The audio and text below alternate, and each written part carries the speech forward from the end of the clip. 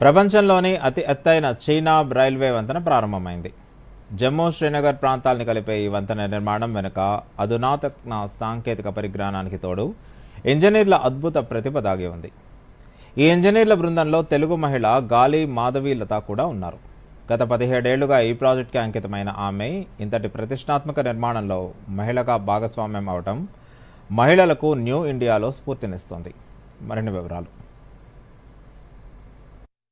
జమ్మూ కాశ్మీర్ను భారత్లోని ఇతర ప్రాంతాలతో కనెక్టివిటీ కల్పించడంపై శతాబ్దాలుగా ఆలోచనలు కొనసాగాయి. బ్రిటిష్ కాలంలోనే దీనిపై ఆలోచన చేశారు, కానీ కార్యరూపం దాల్చలేదు. ప్రధాని మోదీ పాలనలో కల సాకారం అయ్యింది.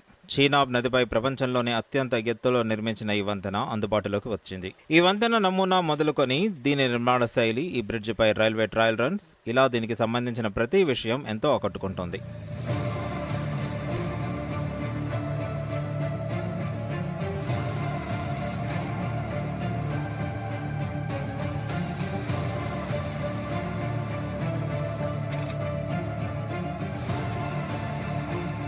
ప్రపంచంలోనే అతి ఎత్తైన రైల్వే బ్రిడ్జిగా పేరుగాంచింది చీనాబ్ ఉక్కు వంతెన.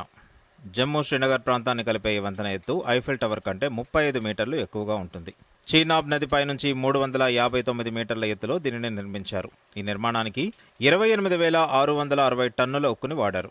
రైలు అధిక వేగంతో వెళ్లినా తట్టుకునేలా, ప్రకృతి వైపరీత్యాలొచ్చినా ఎలాంటి హాని కలగకుండా దాదాపు 120 ఏళ్లు మన్నేలా అధునాతన సాంకేతిక పరిజ్ఞానంతో ఈ ఆర్చ్ బ్రిడ్జ్ నిర్మాణం పూర్తి చేశారు.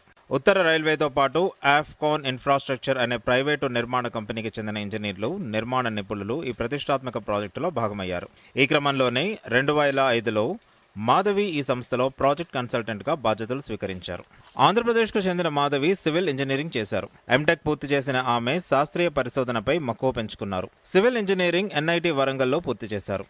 ఆ తర్వాత ఐఐటి మద్రాస్ నుంచి పిహెచ్డి పూర్తి చేశాక ఏడాది పాటు ఐఐటి గౌహటిలో అసిస్టెంట్ ప్రొఫెసర్గా విధులు నిర్వర్తించారు. ఆపై 2003లో బెంగళూరులోని ఇండియన్ ఇన్స్టిట్యూట్ ఆఫ్ సైన్స్లో జియో టెక్నికల్ ఇంజనీరింగ్ ప్రొఫెసర్గా బాధ్యతలు స్వీకరించారు.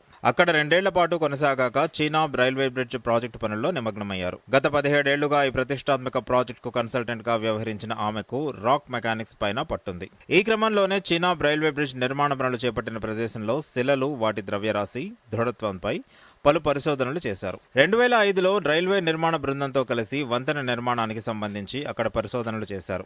ఎప్పటికప్పుడు తమ వ్యూహాల్ని సమీక్షించుకుంటూ 100 ఏళ్ల కలకు కార్యరూపం ఇచ్చారు. ఈ ప్రాజెక్టులో భాగం అవటమే కాదు, స్వాతంత్ర అమృత మహోత్సవం వేడుకల్లో భాగంగా 2021లో ఐఏఎస్సి ప్రకటించిన 75 మంది స్టెమ్ మహిళా నిపుణుల జాబితాలో చోటు దక్కించుకున్నారు. 17 ఏళ్ల పాటు చీనాబ్ వంతెన పనుల్లో నిమగ్నమైన ఆమె సేవలకు దేశవ్యాప్తంగా ప్రశంసలు దక్కుతున్నాయి. ఇప్పటికే గతంలో చేసిన ఉద్యోగాన్ని వదులుకొని అడవుల్లో కఠిన పరిస్థితుల్లో పనిచేయడం పట్ల కూడా ఆమె ధైర్య సాహసాలను ప్రజలు అభినందిస్తున్నారు. Bureau report, Doordarshan news.